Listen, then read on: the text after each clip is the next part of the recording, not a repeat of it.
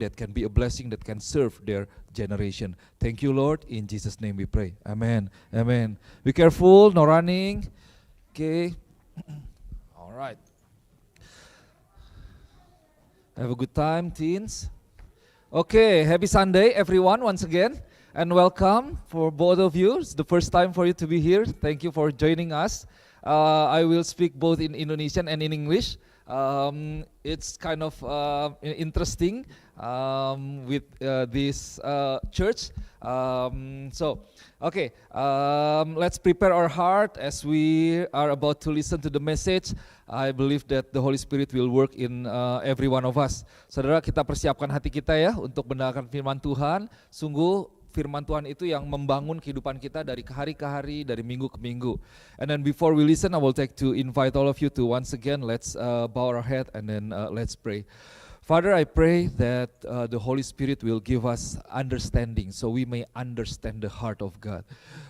I pray that we will encounter you, O God, as we listen to your words, that you will speak personally to each and every one of us. We believe in the power of the words of God. I pray that the words will change, will transform your people, so we will never be the same again, that we will continue to grow, to be more mature, and to be more like Christ every day. Thank you, Lord. In Jesus' name, hallelujah. Amen. Amen. Selamat sore Bapak Ibu Saudara ya, sekali lagi kita mau lanjut dengan firman Tuhan yang sudah kita pelajari. So last week we've learned about God encounters, specifically from one person named Zacchaeus. Kita belajar tentang perjumpaan ya. Kalau dibilang God encounters itu berarti pertemuan dengan Tuhan, perjumpaan dengan Tuhan dari satu pribadi yang namanya Zacchaeus. Dan saudara boleh lihat Zacchaeus itu bertemu dengan Yesus, dan ketika dia bertemu dengan Yesus, dia berubah kehidupannya. So I really believe that an encounter, or especially a personal encounter with God, will change our lives. Amen. So we need to encounter God in order to be changed. Karena pengetahuan belum tentu bisa mengubahkan. Tetapi waktu kita berjumpa dengan Tuhan, maka itulah yang akan membawa kepada satu kehidupan yang penuh dengan perubahan. If you can see in the Bible, there are lots of people that they got changed because they encounter God. We will learn maybe next week from the Apostle Paul, from Saul to Paul. When Saul encounter God. Jadi Saulus berubah menjadi Paulus kapan? Ketika Saulus ketemu dengan Tuhan, begitu ya. Nah, sore hari ini saya mau ajak kita untuk belajar dari satu tokoh Alkitab, yaitu Musa. Musa di mana dia ada dalam situasi dengan perapian yang menyala-nyala, atau Moses and the burning bush. So if you have your Bible, let's open our Bible. Pasal yang ketiga, ayat yang pertama. So I will be reading from English Standard Version. Saudara baca ya, sambil boleh ikuti saya ya. The burning bush. So saya baca bahasa Inggrisnya dulu ya. Verse 1. Now Moses was keeping the flock of his father-in-law Jethro, and the priest of Midian, and he led his flock to the west side of wilderness and came to Horeb, the mountain of God. Ayat 2, verse 2. And the angel of the Lord appeared to him in a flame of fire out of the midst of a bush. He looked, and behold, the bush was burning, yet it was not consumed. Jadi terbakar, ada api gitu ya, tapi tidak habis gitu, tidak hancur gitu. Okay, and Moses said, I will turn aside to see this great sight, why the bush is not burned. It's very interesting. And then verse 4, ayat 4, when the Lord saw that he turned aside to see, God called to him out of the bush, Moses, Moses, and he said, here I am. Then he said, do not come near, take your sandals off your feet, for the place on which you are standing is holy ground. And he said, I am the God of your father, the God of Abraham, the God of Isaac, and the God of Jacob. And Moses hid his face, for he was afraid to look at God. Ayat 7, verse 7. Then the Lord said, I have surely seen the affliction of my people who are in Egypt, and have heard their cry because of their taskmasters. I know their sufferings, and I have come down to deliver them out of the hand of the Egyptians, and to bring of that land to a good tithes, and the Amorites, the Perizzites, the Hivites, and the Jebusites. And now behold, the cry of the people of Israel has come to me, and I have also seen the oppression with which the Egyptians oppressed them. Verse 10, come, I will send you to Pharaoh, that you may bring my people, the children of Israel, out of Egypt. So, ini cerita bagaimana Musa itu dipanggil Tuhan untuk membawa bangsa Israel keluar dari tanah Mesir dan kemudian masuk dalam sebuah perjalanan ke tanah Kanaan. Now, we need to see why this story is so important, what is the significance of this story, and then its relevance into our life. Kita perlu lihat ya, kenapa sebenarnya cerita ini menjadi penting nih. Cerita ketika Musa melihat ada perapian yang menyala-nyala, the burning bush, dan kemudian pertemuan Musa ini kenapa penting, kenapa spesial, terus artinya apa buat kehidupan kita. Nah, kita lagi belajar tentang pertemuan dengan Tuhan. Our theme for this year is taken from the book of Daniel chapter 11 from verse 32. Umat yang mengenal Allahnya akan tetap kuat dan bertindak. The people who know their God shall stand firm and take action. So if you wants to remember, basically just remember these things. The first, knowing, and then after knowing, standing, and there doing. So knowing, standing, and doing. Jadi mengenal Tuhan, mengenal, kemudian berdiri teguh, kemudian melakukan sesuatu, bertindak. Knowing, standing, and taking action, and doing something.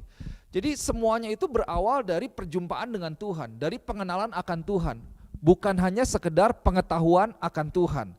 Nah saudara, let us see the history or the background or the condition of Moses at that time when Moses was called by God in the situation of the burning bush. Kita lihat latar belakang Musa ya. Nah yang pertama nih, Musa ini dia lahir sebagai keturunan dari orang Yahudi. Saudara ingat ya, waktu Firaun itu mau membunuh semua anak-anak yang lahir dari keturunan orang Yahudi.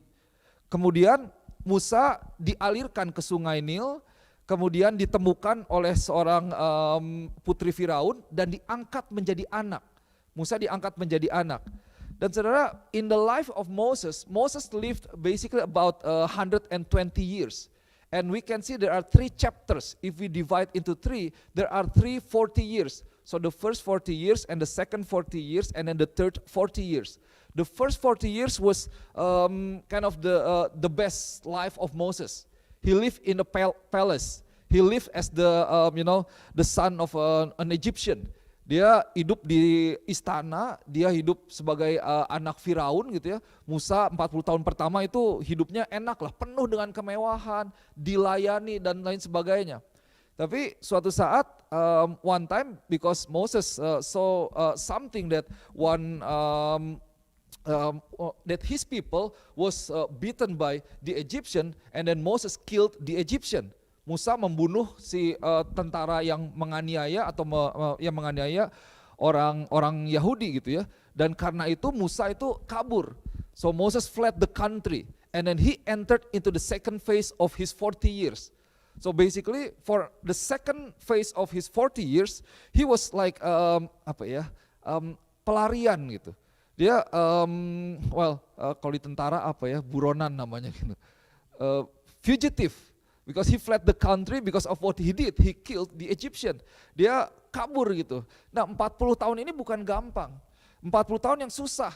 40 tahun di pelarian, in the desert. And then if we look again on verse 1, Exodus chapter 3, it says that Moses was tending the flock of Jethro. Jadi dia menggembalakan kambing domba punya mertuanya, bukan punya dia. Saudara bayangkan, dari anak seorang raja ya Firaun yang berkuasa hidup di istana, sekarang menjadi seorang penggembala, bukan punya dia lagi, tapi punya mertuanya. Wah, kerjaan sehari-hari seperti itu. So, who's Moses basically? Statusnya Moses adalah pelarian, fugitive. For about his age, Moses was about 80 years old when he got called by God, when he experienced the burning bush. Musa umurnya 80 tahun ketika dia ketemu dengan Tuhan di perapian yang menyala-nyala itu. Jadi ini udah fase terakhir dari fase kedua 40 tahun kehidupannya ya. Dan dia meninggal di umur yang ke 120 tahun. Pekerjaan Musa itu sebagai apa? Sebagai gembala. Dari anak raja sebagai gembala, dan kalau kita lihat kemampuannya dia apa? 40 tahun berada di desert, dia mengembalakan domba, hidup seperti itu. Jadi sepertinya ya udah mundane. Mundane itu udah rutinitas ya. Kayaknya rutinitas hidup seperti itu, dan hidupnya itu biasa-biasa. Cuma setiap hari mengembalakan domba gitu. Mengembalakan domba punya mertuanya yaitu Jethro. Nah, saudara lihat Tuhan bawa Musa untuk mengalami Tuhan, bertemu dengan Tuhan, di mana Tuhan memanggil Musa. So on verse 10 we see that God called Moses at the end of the first book that we've read. It's time for you to go back. I am sending you to Pharaoh to bring my people, the people of Israel, out of Egypt. So Tuhan panggil Musa nih, jadi sekarang pergilah, aku mengutus engkau kepada Firaun untuk membawa umatku, orang Israel, keluar dari Mesir. Saudara, jadi Musa mendapatkan suatu saat ketika dia sedang bekerja, melakukan yang sepertinya pekerjaan sehari-hari, dia mengalami Tuhan. Nah saudara, kita perlu sadar bahwa Tuhan itu selalu ingin berkomunikasi dengan kita. Amin. Dan Tuhan bisa memanggil kita, berkomunikasi dengan kita, bertemu dengan kita kapan saja. Bahkan saat kita sedang sepertinya melakukan pekerjaan yang rutinitas yang sehari-hari. So, God called Moses to go and to deliver his people. As if God said this, that okay Moses, just go back home. Go back home, go back to the place to where you came from. When you have no honor and no esteem, and then to do my work. Go back to where you are not wanted. Go back to the people that abandon you. Jadi Tuhan ini panggil, oke kamu pulang nih sekarang ke Mesir. Tempat di mana kamu nih gak dihargai. Tempat di mana kamu dicari-cari gitu. Tempat kamu menjadi pelarian sebenarnya. Tempat orang mengabaikan kamu, bahkan kalau kamu pergi bisa jadi mau dibunuh juga gitu. Karena kan dia lari karena ngebunuh tentara orang Yahudi ya. Seperti itu, jadi aku punya pekerjaan nih, kamu balik ke sana, kembali ke tanah Mesir. Nah saudara, we know that although he was raised as royalty in the world's most powerful and prosperous nation at that time, he murdered a man and fled the consequences of his actions. And then he had been hiding out in the Midian protection program for 40 years. Jadi dilindungi oleh orang Midian, orang-orangnya selama 40 tahun. Dia pikirnya thinking he had escaped his checkered past. Jadi kayaknya masa lalu udahlah lewat, udah beres gitu ya. Masa lalunya udah beres. Can you imagine, is it easy to live as a fugitive even in a new land? Gampang nggak untuk hidup sebagai seorang pelarian di tanah yang baru? Mungkin nggak gampang ya. Ada perasaan yang mengejar-ngejar kita, benar nggak? Kalau punya rasa salah, terus tidak beres, nah itu perlu hati-hati. Dan kemudian bahkan dalam kondisi itu Tuhan panggil Musa untuk kembali. Saya lihat kalau Tuhan panggil ke satu tempat yang lain, melakukan pekerjaan yang berbeda, mungkin lebih gampang, betul ya? Tapi kembali ke tempat di mana dia melakukan kesalahan, dia tidak diinginkan. Wah itu tidak gampang nih. Tapi akhirnya Musa ini adalah orang pilihan Tuhan yang dipanggil untuk rencana Tuhan yang besar. Dan kita tahu at the end of the story Moses went back to Egypt and then led the Israelites and to enter the land of Canaan. Now, I want to bring you to see what's next. What's next? During Moses' encounter with God in the burning bush. Jadi apa yang terjadi berikutnya ya di Musa ketika dia ketemu dengan Tuhan, Tuhan panggil dia di perapian yang menyala-nyala itu, di mana Musa ini bercakap-cakap dengan Tuhan. Tapi kan Tuhan panggil, so God called Moses And then what happened next? It's not something that's easy. It's not something that like Moses said, okay, God, I'll go. But there are 5 objections that I can see, 5 excuses from Moses when God called him. Jadi Musa keberatan dengan Tuhan. Musa kayaknya pada akhirnya istilahnya kalau saya bilang dia bukan hanya keberatan, dia enggan, bahkan dia menolak. Dia menolak panggilan Tuhan. So I will go one by one, but this is the summary. Dia bilang begini, di ayat 3, ini ada ayatnya di depan ya, so you can see the verses after each point. Moses' objections and excuses. Number 1, Moses said that, well, who am I to go? And then number 2, who are you? You in here is God himself. Who are you that is sending me? And then, well, even if you send me, the people will not believe. And next, Moses again struggle, and then he said, well, basically I don't have the skill. I just can't. I cannot.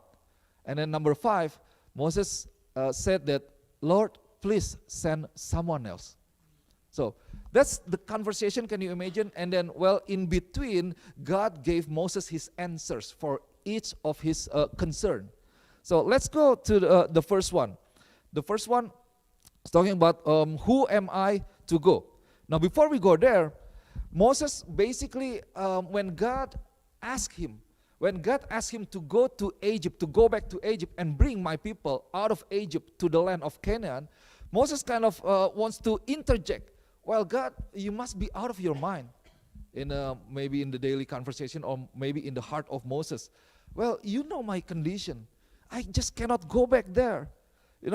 But Moses, for sure, he does not dare to do so to the God of Abraham, Isaac, and Jacob, who has revealed himself in the burning bush. Ini Tuhan Musa nih kayak bilang, aduh Tuhan, kayak nggak ngerti, saya nggak bisa kembali ke sana. Tapi intinya, essentially Moses says that, well, Lord, you have the wrong guy.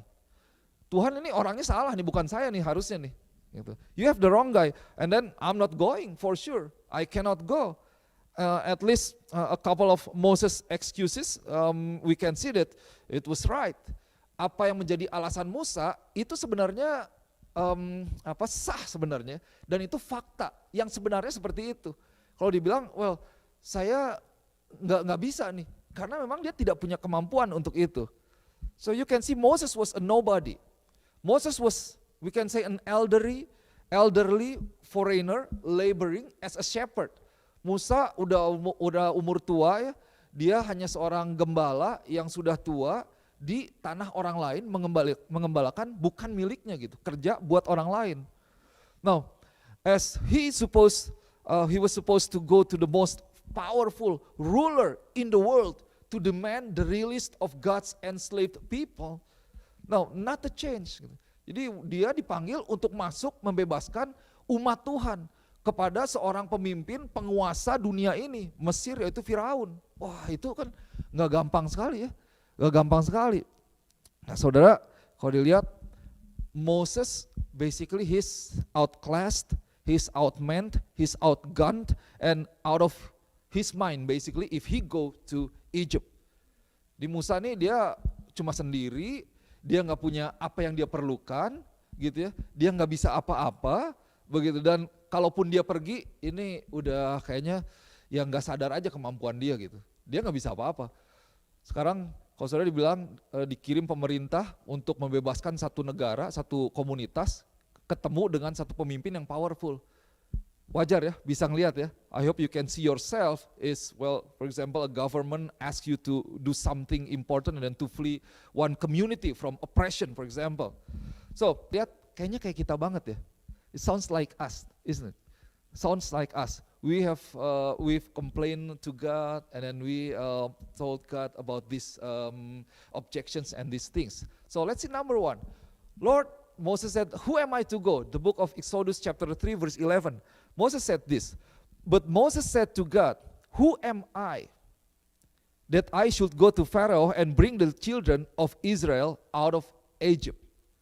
Sounds like us. Well, I think I've said this so many times to God. Berapa kali saya juga sering kayaknya katakan seperti ini kepada Tuhan, aduh Tuhan, siapa saya ya? Benar nggak? Siapa saya ya Tuhan? Melakukan pekerjaan yang luar biasa.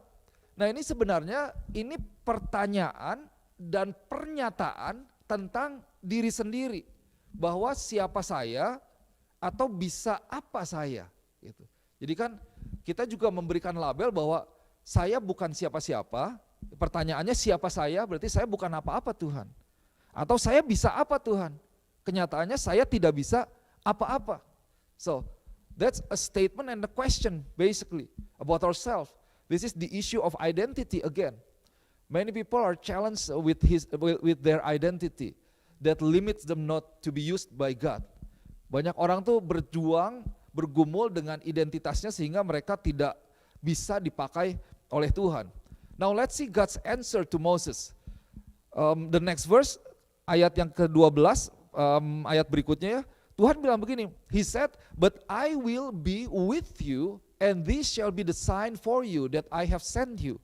When you have brought the people out of Egypt, you shall serve God on this mountain." So basically God said that, well, you know, it's not about you. It's about me. And you know that I am with you. When you go, it's not you, but I am with you. So I'm just using you. I'm calling you. Sebenarnya bukan mengenai siapa kita sebenarnya. Well, kita adalah manusia biasa, kita mungkin tidak memiliki apa-apa, tapi Tuhan yang memanggil kita. Amin. Pertanyaan bukan siapa saya, tapi harus kita kembalikan kepada siapa Tuhan yang memanggil kita. Dan kembali identitas kita itu penuh di dalam Tuhan. I want to say that you are God's chosen people.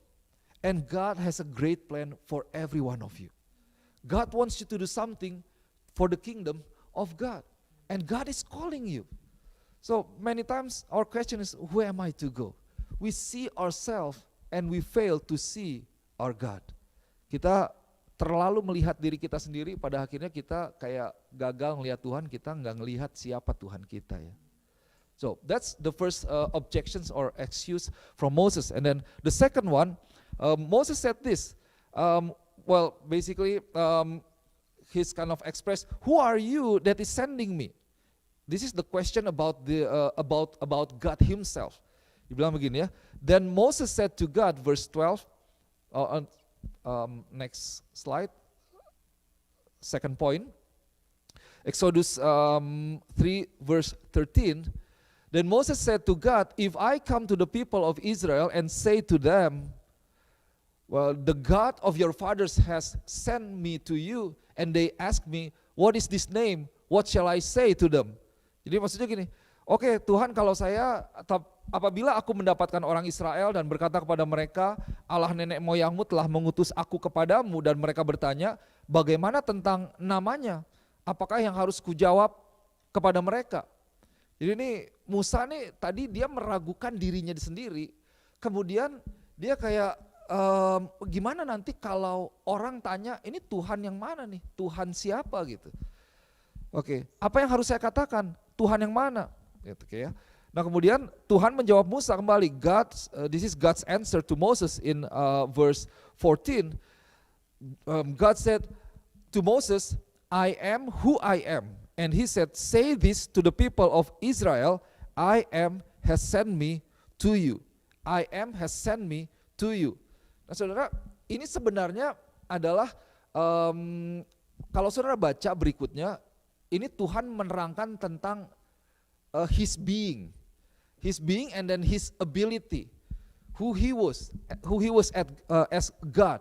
Tuhan ini menerangkan siapa dirinya sebagai Tuhan dan kemampuannya sebagai Tuhan. Dia adalah pencipta langit dan bumi, Dia adalah pengendali semuanya, Dia adalah Tuhan yang berkuasa, dan Dia adalah Tuhan. I am who I am, aku adalah aku. Gitu, begitulah kau katakan kepada orang Israel, aku telah mengutus kamu kepada mereka. Jadi siapa yang mengutus kamu? Aku yang adalah Tuhan. Nah, di sini saya mau sampaikan bahwa pengetahuan kita tentang Tuhan, pengalaman kita tentang Tuhan, perjalanan kita dengan Tuhan seharusnya membawa kita menjadi pribadi-pribadi yang bertindak. Musa mengetahui Tuhan, Musa mengenal Tuhan, tapi ketika Tuhan panggil, dia tetap ragu-ragu dan tidak menjawab panggilan Tuhan. Jadi saudara, seharusnya waktu kita kenal Tuhan, ada iman di dalam hati kita yang membawa kepada sebuah keteguhan dan membawa kepada sebuah keyakinan, kesadaran penuh akan siapa Tuhan kita, dan membuat kita menjadi pribadi yang bertindak. Kenapa? Tuhan katakan, aku adalah aku, I am who I am. See me, this is me, I am God. God with his being, God with his ability, God with his power, God with his wisdom and everything. Tuhan dengan segala keberadaannya, itu adalah Tuhan. Jadi dia adalah Tuhan yang berkuasa, Tuhan yang menolong kita, Tuhan yang memperhatikan kita, Tuhan yang mendampingi kita di dalam segala hal.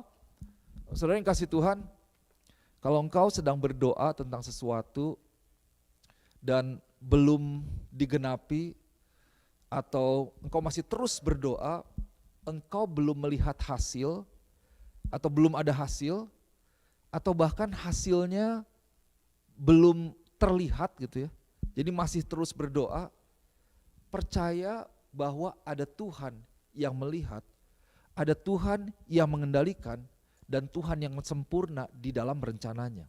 Ada amin. God is sovereign, God is able, God is mighty. So that's the question. Number 2 from Moses was is kind of, well, God, who you really are. Okay, then number 3, the third objection and we can say excuse from Moses.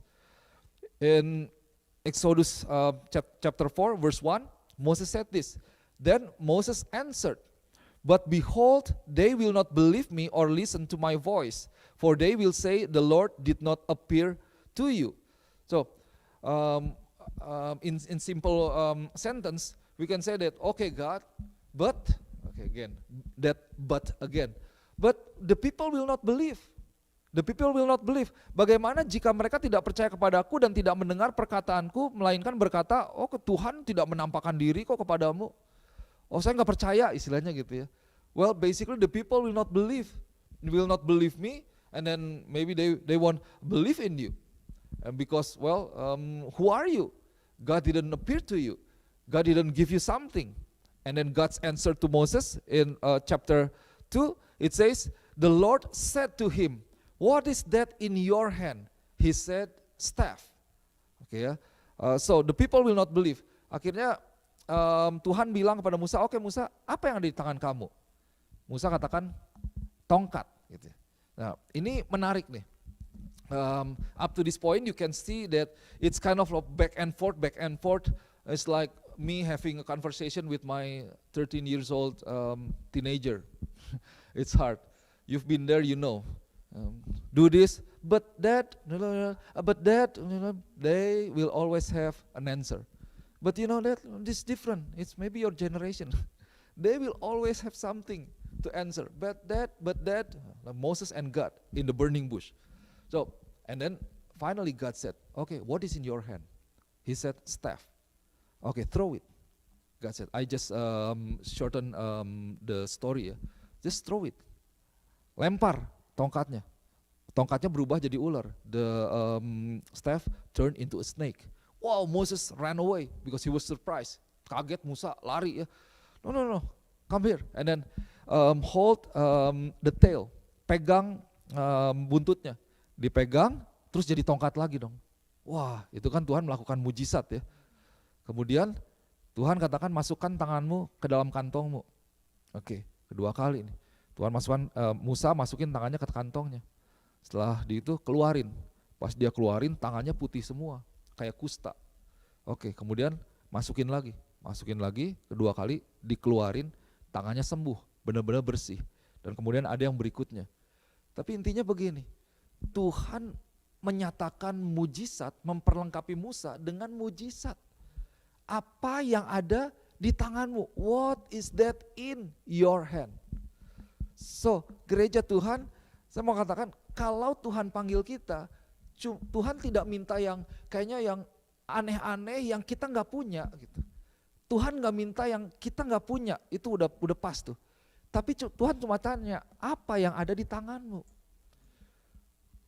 Tuhan, wah dia kan lebih pintar, dia punya fasilitasnya, saya nggak punya. Tuhan bilang, aku nggak tanya itu. Aku nggak tanya apa yang orang sebelahmu punya, apa yang tetanggamu punya. Tapi aku tanya apa yang kamu punya. What is in your hand? Every one of us has been given talents, gifts, grace, specifically only for us. And God can use those kind of things that God has given you. As long as you want to give it back to God and maximize it, being available for God. Tuhan ini sudah berikan kepada kita kan secara pribadi ya, ada skill pribadi, yang ada yang bisa masak, saya nggak bisa masak, ada yang bisa ngomong, saya nggak bisa, mungkin ya oke lah gitu. Tapi ada yang bisa sesuatu, saya nggak bisa sesuatu. Masing-masing sudah diberikan kemampuan oleh Tuhan kita. Jadi apa yang ada di dalam tangan kita sebenarnya. Nah ini penting nih. Pemikiran kita, apa yang ada di dalam pikiran kita itu seringkali menjadi sebuah penghalang untuk kita bertindak. Jadi terlalu banyak pertimbangan manusia yang membawa kepada sebuah asumsi akan berhasil atau tidaknya pekerjaan Tuhan, akan berhasil atau tidaknya pelayanan yang Tuhan percayakan, atau akan berhasil atau tidaknya bahkan misalnya bisnis kita, keluarga kita, tentang orang-orang yang kita berhubungan dengannya. Kenapa? Karena kita sudah berpikir duluan di sini. Wah ini nggak bisa nih Tuhan, gitu ya. Ini nggak bisa. Padahal Tuhan nggak tanya itu sebenarnya. Karena itu bagian Tuhan. Tuhan cuma tanya apa yang ada di tanganmu. Mau nggak kamu memberikannya itu kepada Tuhan? Mau nggak kamu dipakai oleh Tuhan dengan apa yang ada padamu? So Tuhan tanya apa yang ada di tanganmu. Nah saudara yang kasih Tuhan, bersama dengan Tuhan, saya belajar dan kita bisa belajar dari Musa, sebenarnya jangan banyak pertanyaan bagaimana. Benar ya? Gimana kalau orang-orangnya gak percaya? Musa kan bilang gitu ya. Wah tadi Tuhan udah bilang loh, I am who I am. I am the God of the universe. And then I am calling you, I called you. Dan Musa udah diberi jawaban itu, masih ada, tapi bagaimana Tuhan? Well, bagaimana itu adalah bagian Tuhan. Bagian kita menyediakan apa yang Tuhan berikan, Tuhan percayakan kepada Tuhan untuk dipakai Tuhan. Ada amin. Nah yang berikutnya, let's see, number 4. Number 4, well Moses just said, well Lord, I can't. Again, the 4th time. Exodus 4 verse 10. Now this time Moses raised another objection to God, the Bible said. Master, please. This is the fact, Lord, you can see and you know, you realize this. As if that Moses said that. Yeah. I don't talk well. I never been good with words. Neither before nor after you spoke to me, I stutter and stammer. Well, lalu kata Musa kepada Tuhan, Tuhan, aku ini tidak pandai bicara. Dahulu pun tidak. Dan sejak engkau berfirman kepada hambamu pun tidak. Sebab aku berat mulut dan berat lidah. Jadi Moses ini bilang gini, Musa bilang gini, Tuhan mau ngomong ke saya segimanapun, sebelum dan sesudah Tuhan ngomong, saya ini sama aja Tuhan. Gitu. Saya ini nggak bisa bicara. Gitu. I was started and then stammer.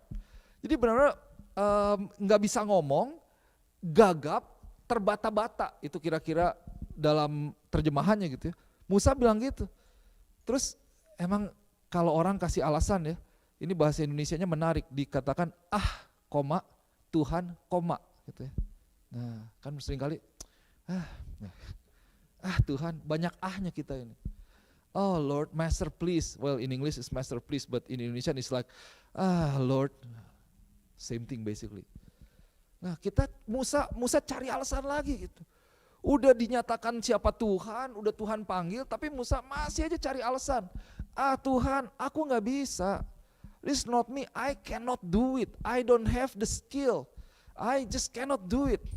Now, see, this is our common statement to God often. Lord, you know I cannot do it.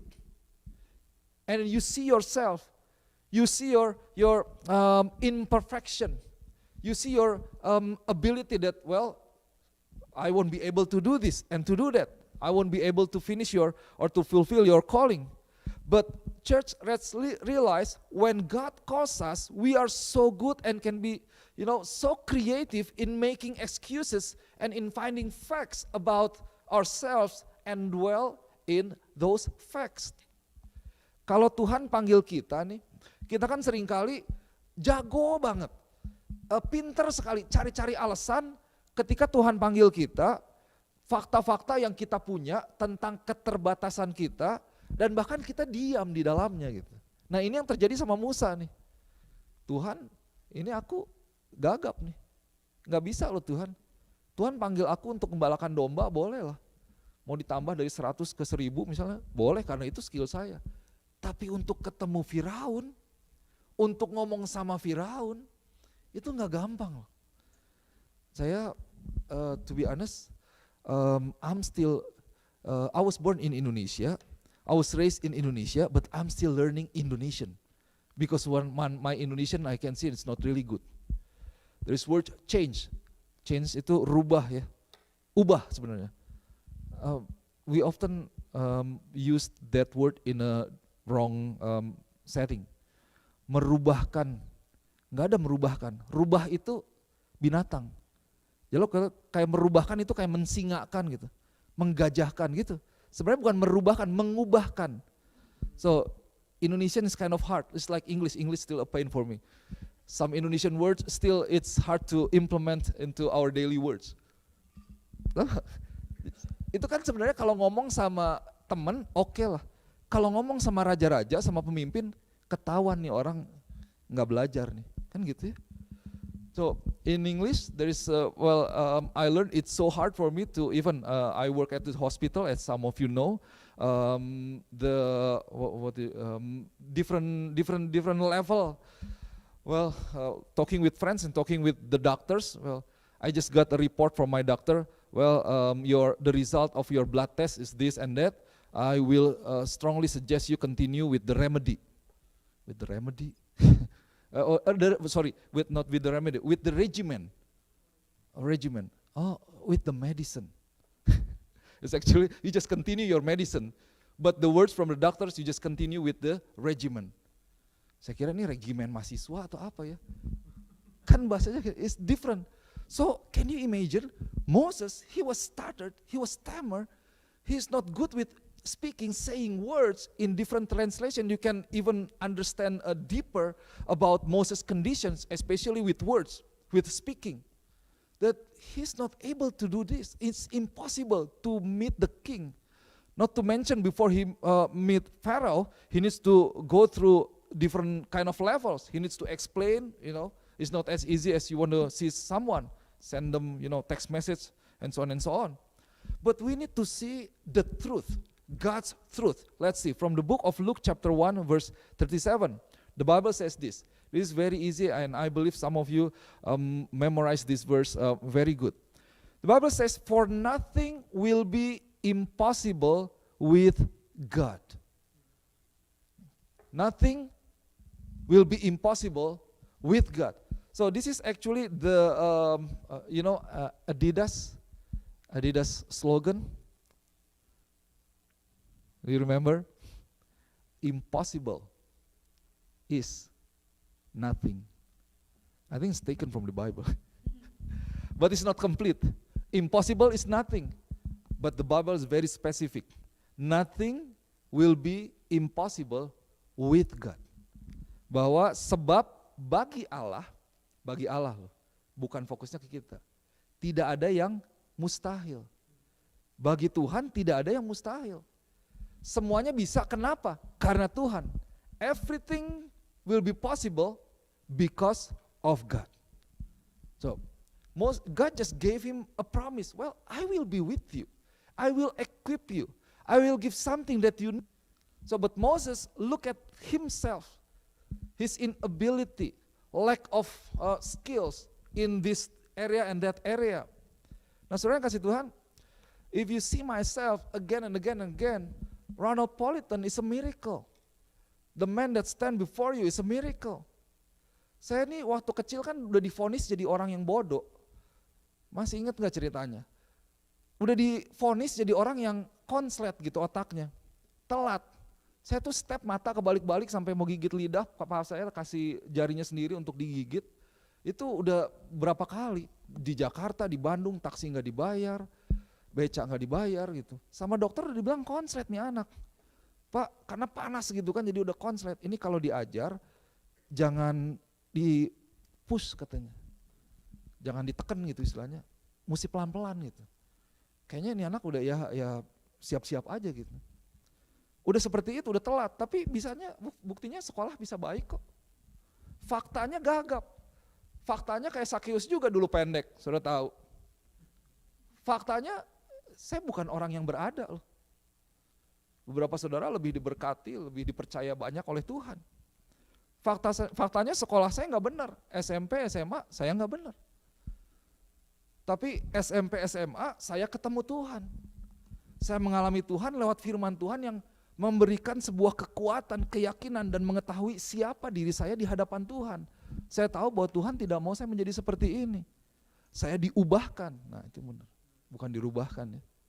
Diubahkan oleh Tuhan. Dan saya memberi diri saya, oke, Tuhan ini aku, pakai aku Tuhan.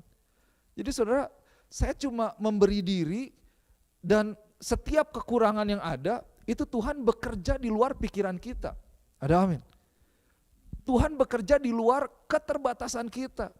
Tuhan bisa bahkan membalikkan keberadaan kita.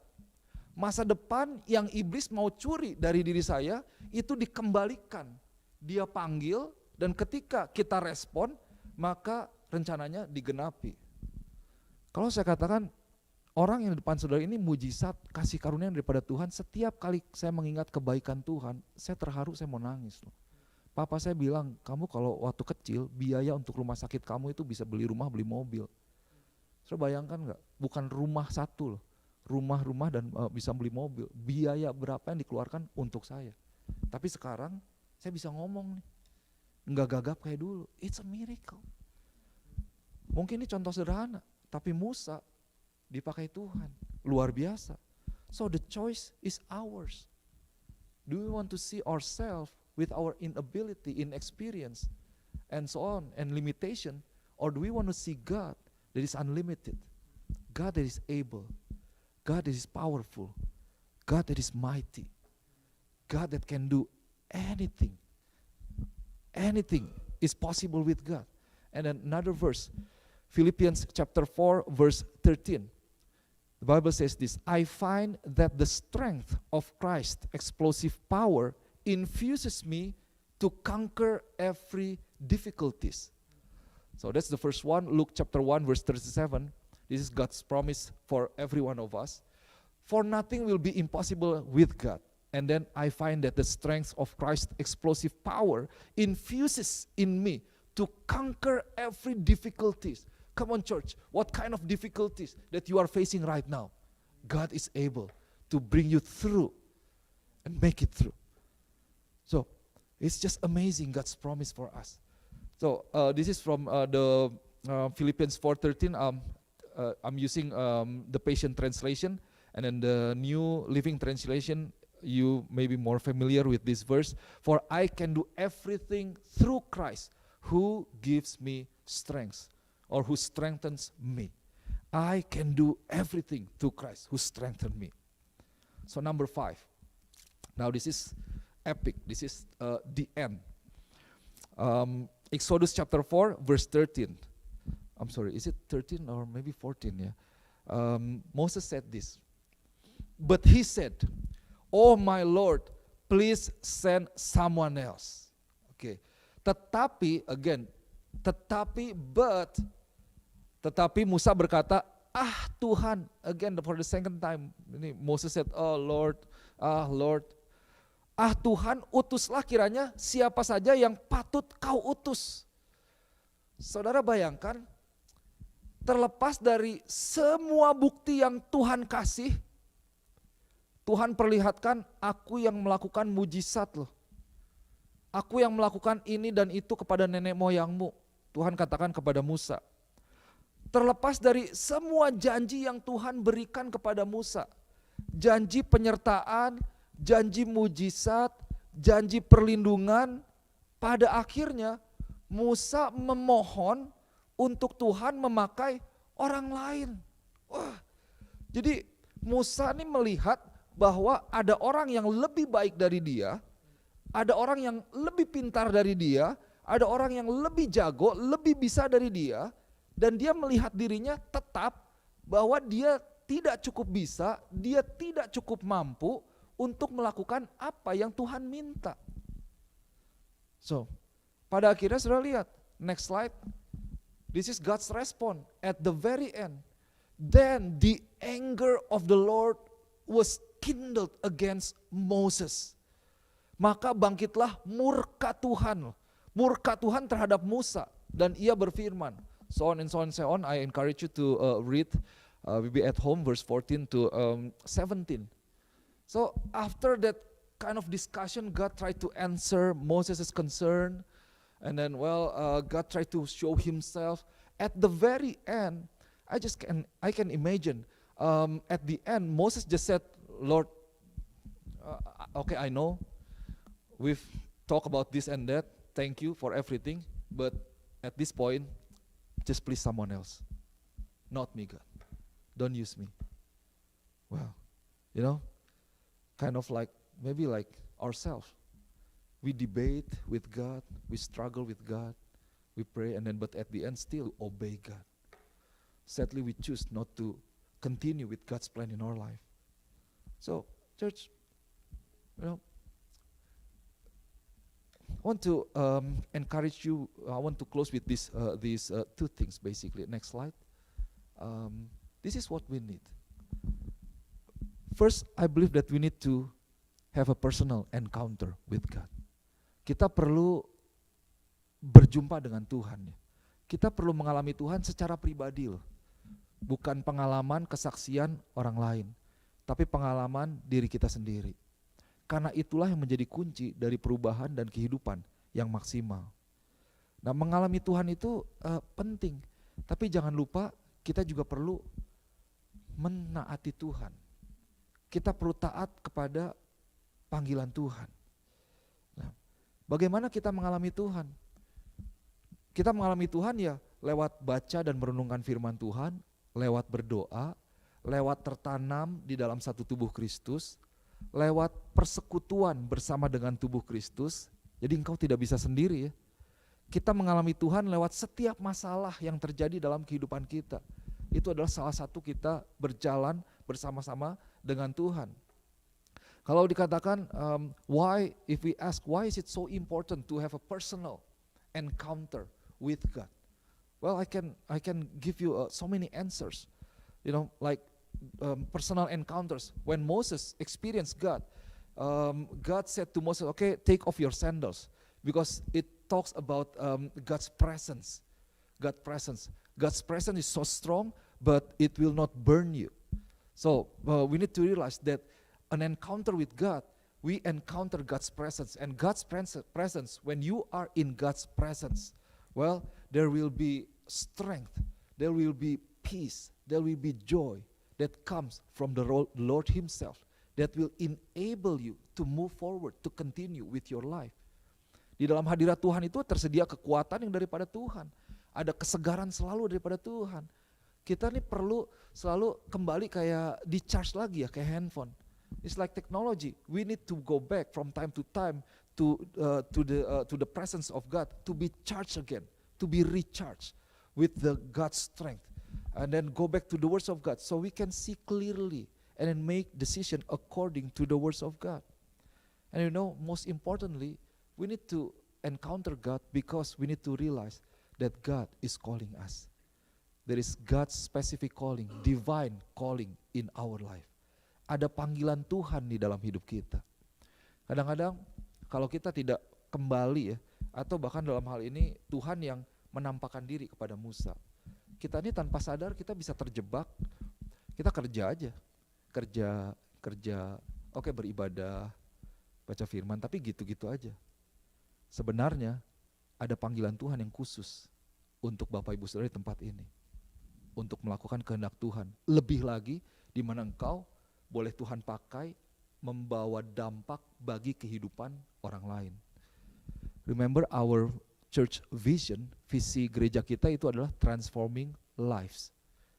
Membawa perubahan dalam kehidupan orang lain. Nah ini benar pakai perubahan pakai R, bukan peubahan. Jadi ada awalan pe, ada awalan per, bahasa Indonesia. So kita nih dipanggil Tuhan untuk membawa perubahan dalam kehidupan orang lain. God is calling us to transform other people's life. When Jesus came to their life, they will be changed. But let's realize there is God's calling in our life. Mari kita tidak sembunyi di balik ketidakmampuan kita. Saya tahu kita bisa ngomong banyak kayak Musa, saya nggak punya ini, saya nggak bisa ini. Tapi jangan terlalu banyak tinggal di dalam alasan atau excuses atau keraguan-raguan. Jadi sama Tuhan ini jangan banyak ngomong, tapi Tuhan, nah itu tuh yang seringkali membawa kita tidak maksimal. Atau bagaimana kalau, kan itu yang Musa bilang, but God, but how if, well the how if and the but God, that's God's part. Our part is to give our life and being available to be used by God. And as we surrender everything that God has trusted us, then God will use us. God will enable those whom He called. God is not looking for someone who's able, but He's looking for someone who's available. And you will be a mighty warrior of God. So gereja Tuhan, mari kita sadari bahwa di luar diri kita sendiri itu ada Tuhan yang besar. Amin. Ada Tuhan yang mempunyai rencana yang besar untuk kita. Kalau Tuhan panggil, Tuhan akan menyediakan setiap hal yang kita perlukan untuk menggenapi rencananya, untuk menggenapi panggilannya dalam hidup kita. Bahkan kalau dalam panggilan Tuhan itu melibatkan kelemahan kita, ingat Musa ya, Tuhan panggil, dia gagap, tapi Tuhan panggil dia untuk bicara. Kalau Tuhan melibatkan kelemahan kita di dalam panggilannya, percaya bahwa Tuhan ada di sana. Percaya bahwa Tuhan akan menyediakan, Tuhan akan memperlengkapi dengan perkataan, dengan kekuatan, dengan keberanian, memampukan kita dalam setiap area yang kita perlukan. Jadi I want to encourage you, let's go into a deeper relationship with God. Know God more and stand firm and be the person that take the action for the kingdom of God. Amen. Let's pray. Let's pray. Father, we thank you for this afternoon, for this moment of God. I pray that the words will be sealed in everyone's heart. I pray that the Holy Spirit will continue to speak to your people, as we know that the word is so deep, oh God, that they will encounter you personally. I pray that there is a deep passion in our life, in our heart, to seek you more, to experience you more. Bring us, oh God, into a realization that we are nothing without you, that we need you. We need your word. Your words are yes and amen. Your words is our guidance in our life. Your words are the source of our strength. There is peace and joy in your words. Thank you, Lord. I pray that the church, your people, will continue to grow, and we will become the people that can always stand firm in the midst of so many challenges in this world that's happening around us. Pray that the church will be the representative to share the value of the kingdom of God, and the church will not just sit down or do nothing, but the church will take action and bring Jesus into our community, into this world. Thank you, O God. In Jesus' name we pray. Hallelujah. Amen. Amen.